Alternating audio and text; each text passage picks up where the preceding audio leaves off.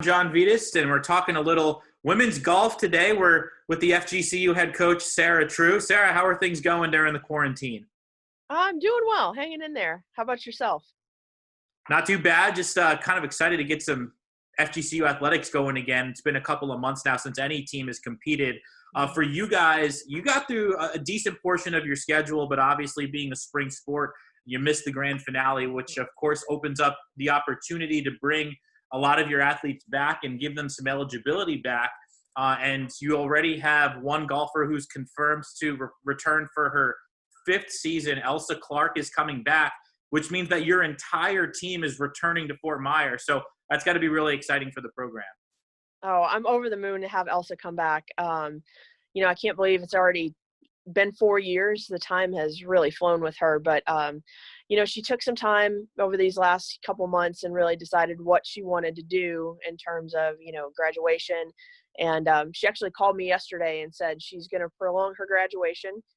She's going to turn her minor into a major.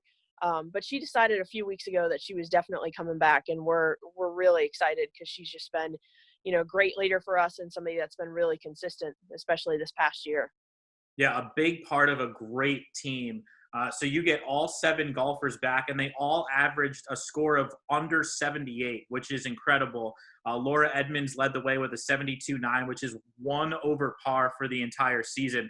So even though you didn't get to finish things off, you kind of get a mulligan in a way to get the whole team back together and do it all over again. So that's something that a lot of teams don't get to experience. For Eagles fans who haven't seen your team play, kind of take us through the the lineup for you, how you determine who's going to participate in what event and what kind of their strengths are. Sure. Just, speaking as far as determining our tournament team, we usually have qualifiers within the team itself to decide who's going to go to the event. So it's usually, whoever throwing exemptions in there. And then we've actually gone our scoring requirement this year. So whoever meets it goes. That's been an interesting new thing that we've introduced into the team, and they seem to really like it because a lot of them are really numbers driven. But you talked about Laura. She's been just a workhorse for us the last 2 years. She set the scoring record last year, broke it again this year. She's just one of those kids that's not real flashy. You never really know how she's doing because she has such a calm demeanor on the course, and I think that's really one of the strengths of her game is just because she could make a double bogey and then come back a few holes later and make 3 birdies in a row. Next, we had Sarah Edwards, who was named all conference as well. She had a 73.2 stroke average, which was, I believe, the lowest for any freshman in FGCU history, and was the third lowest, I think, in the conference. So, it took her a couple tournaments to get comfortable, and then she really settled in and was very consistent for us. But her strength is just she's a really hard worker, and she puts in a ton of time at the course. So I haven't ever coached a player that works harder than her. And then we were talking about Elsa. She's just been she's really gotten some confidence in her game over the last couple of years, been really consistent. She's a great putter, so when that her putter starts getting rolling, she can go really low really fast. So we're excited to have her back. And then Natalia Nassar, she's coming back her senior year. So she's just been another consistent one for us, freshman of the year, her freshman year. And, she can throw in some low numbers as well, especially when she's hitting the ball well and has a ton of confidence. And then we've got Hayley York has really come on strong as of lately. When she's hitting the ball well, she can go really low. She set some records for us this year. We've got Sadie, our returning senior next year. She's just great attitude, works really hard. Just one of those people that's really fun to be around. And then rounding up our 7 for the team is Isabel Calais. She came in, had probably one of the best junior records we've ever seen as a team here at FGCU, kind of just trying to get adjusted to freshman life. But same thing, she can go really low really fast, especially when she gets the putter working. So just a great group to be around, and really excited to start up again next year. Yeah, I mean, you guys had a great little run. You won a tournament at Amelia Island, which had 15 different schools, won a match play event, and you finished second out of double-digit amount of schools in a couple of other events too. So the goal, obviously, is to maintain the level of play that your athletes were at just a couple of months ago.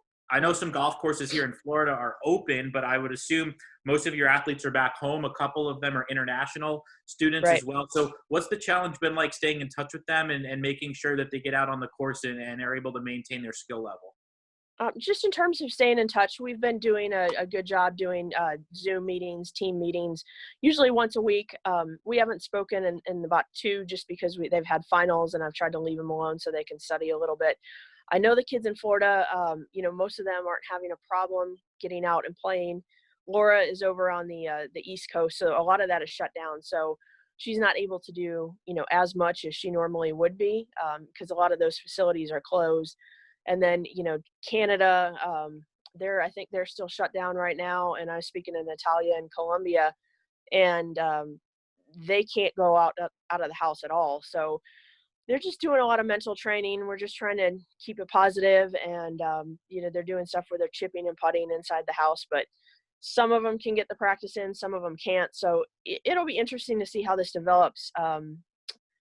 Who's prepared when they come back. I think a lot, universities across the board are going to face that challenge, especially with a lot of their international kids.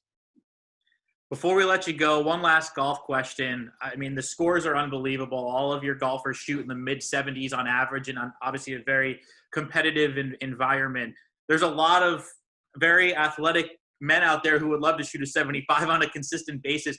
What would a lot of people not realize about the talent of your golfers and how you get your scores so low? I think a lot of it is just in practice. We spend a lot of time on 100 yards and in. Most of them hit the ball fine, so we don't do a lot of technical work. They kind of do that on their own and take care of it with their instructors. But we spend almost all of our time, on the putting green, on the chipping green, really working on wedge shots because that's where you can pick up the most amount of strokes the quickest.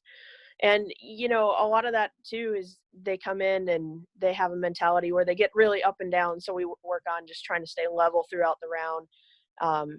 I think if average golfers could work on those things, they'd see their scores come down a little bit too. Yeah, I think we can all work on our short game a little bit, no matter where you're playing. Sarah Trew, women's golf coach at FGCU. Thank you so much for the time. Good luck this summer. Stay safe, and we can't wait to see your team out on the course soon. Thank you, John. You stay safe